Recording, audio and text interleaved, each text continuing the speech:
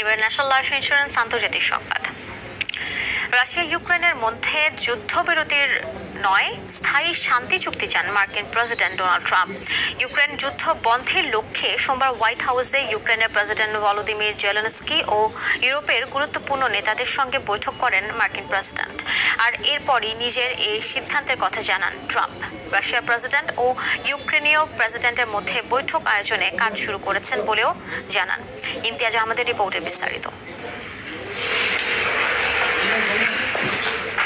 স্থানীয় সময় সোমবার হোয়াইট হাউসে মার্কিন প্রেসিডেন্ট ডোনাল্ড ট্রাম্পের সঙ্গে বৈঠক করেন ইউক্রেনের প্রেসিডেন্ট ভলোদিমির জেলেনস্কি। টানা কয়েক ঘন্টার বৈঠক শেষে ট্রাম্প জানান 3 বছরেরও বেশি সময় ধরে চলা রাশিয়া ইউক্রেন সংঘাত বন্ধে রুশ প্রেসিডেন্ট ভ্লাদিমির পুতিন ও ইউক্রেনের প্রেসিডেন্ট ভলোদিমির জেলেনস্কির মধ্যে বৈঠক আয়োজনে কাজ শুরু করেছেন তিনি।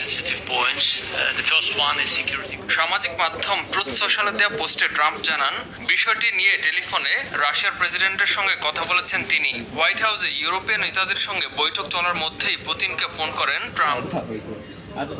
জেলেনস্কি বৈঠকের দিন ওয়াশিংটনের নেটোভুক্ত দেশগুলোর নেতাদের সঙ্গেও যৌথ আলোচনায় বসেন ট্রাম্প।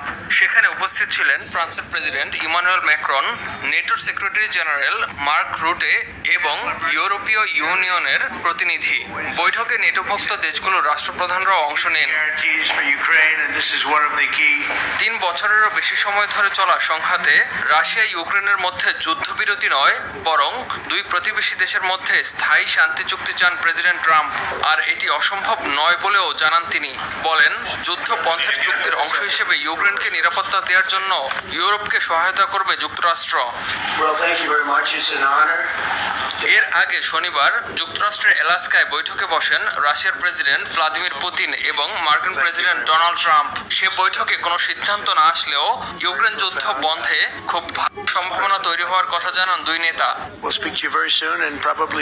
ইমতিয়াজ আহমেদ, RTV।